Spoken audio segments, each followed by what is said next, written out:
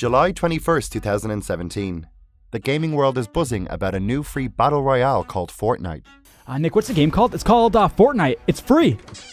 First impression of the game. It's fun. February 22nd, 2019. A 17-year-old takes home $3 million after winning the Fortnite World Cup.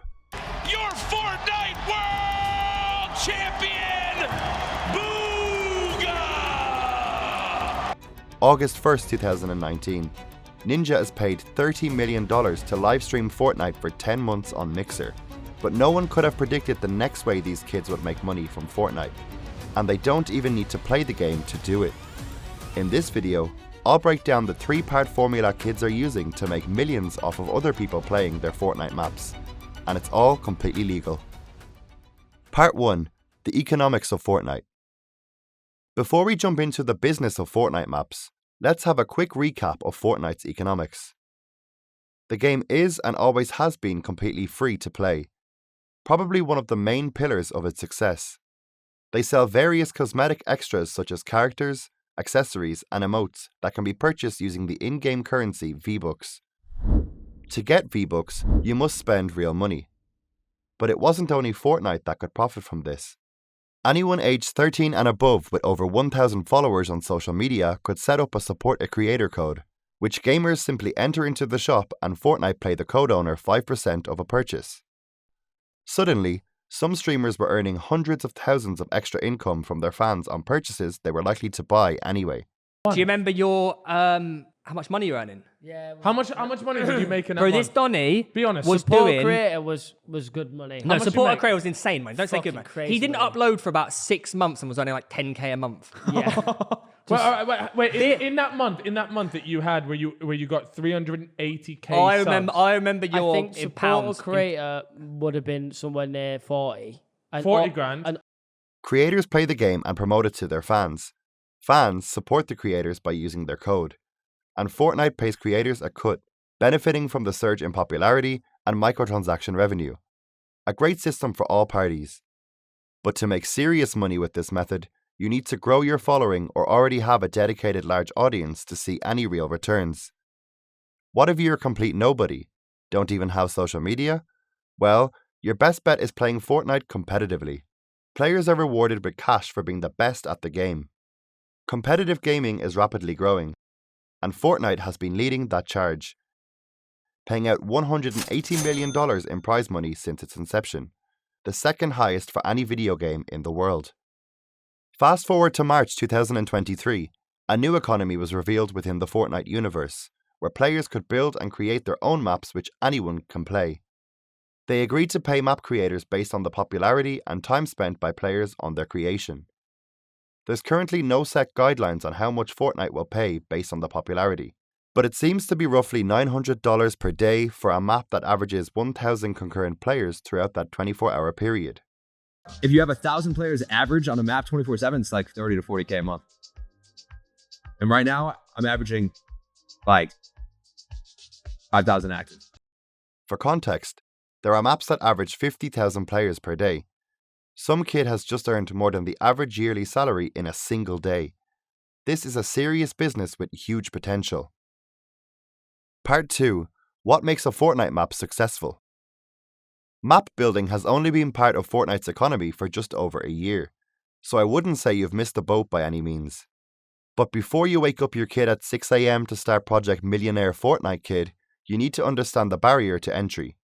You're going to need at least one of the following: vast knowledge of the game including the wants and needs of its players, experience with Unreal Engine 4, or the time and willingness to learn how to use the software, not to mention a grasp of marketing and social media platforms, or an already established audience of Fortnite players.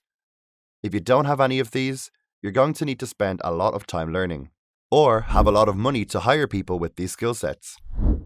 Let's say you do know how to build maps. Okay, well there's currently over 25,000 other creators doing the same. In 1 year, they have built 156,000 maps, but only 9,000 have one or more players. That's 147,000 maps that right now, to those builders, are a complete waste of time. So, the first key to success is creating something that people want to play. The second is getting them to play over and over again. Obvious, but it's not as easy as it sounds. Let's take a look at some of the most successful maps in the game today, and why they're working. The Pit. Players fall into a pit where they fight free-for-all until one player remains standing. Crazy Red vs Blue. A two-team deathmatch where the team colour with the most kills wins. Both of these are spin-offs of successful game modes from Minecraft and Call of Duty. Players of any ability can play them, and they're already proven to keep players coming back to play them time and time again. This is the perfect map formula. Some creators have used IP from popular franchises and trends to act as a theme for their map, which has instant familiarity with players. A good idea to get that initial click, but in some cases goes against Fortnite's copyright terms, which risks map and creator removal. Now you know how to build the ultimate Fortnite map. What's next? You need players, and a lot of them. They can find your map in one of two ways: searching for it using your specific code, or browsing maps on the home screen. To get people to search for it, you're going to have to create social media content that builds hype, or assemble a dedicated fanbase and send them to play it. Now, if you're lucky enough to have your creation featured on the homepage, you're competing with every other map on that screen, so you need a clickable thumbnail and title. You must create enough curiosity to make them want to play your map, while also making it obvious what type of map it is. This is why a lot of creators build iterations of successful maps, because players immediately grasp the concept. Multiplayer maps are a lot more popular, but if it has no initial traction from somewhere else and shows 0 active players, anyone who clicks will have no one to play with, making it unplayable. However, single-player concepts are generally less successful and replayable than multiplayer versions, with of course a few exceptions.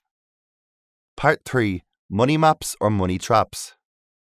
Fortnite certainly doesn't seem to have implemented any obvious entry barriers for map creators, and they are happy enough for them to get their fair share of the overall wealth. In fact, 40% of Fortnite's global revenue is now given to map creators. The game clearly recognizes and values the contribution that the top guys bring to the platform as a whole, which isn't surprising given the sheer numbers they are pulling in. As you can see, 230 creators have made between $100,000 and $300,000 in a single year.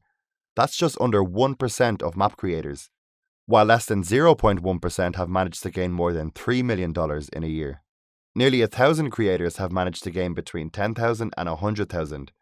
A decent side hustle by any kids or indeed adults' standards. But the downside is that even if you do everything we've spoken about, the likelihood your map will boom is, well, slim. While dipping slightly from the highs seen in late 2023, Fortnite's popularity remains incredibly strong, with daily average players often exceeding 2 million in 2024. What this means is even more and more content creators vying for attention and viewership. Standing out amidst this noise looks set to be increasingly tough, but I wouldn't say this market is saturated yet though. We're only seeing the early signs of a big opportunity. If you enjoyed this video, I think you'll like our other video on how CEX took down the biggest video game retailer in the UK with the simplest of business models. Thanks for watching.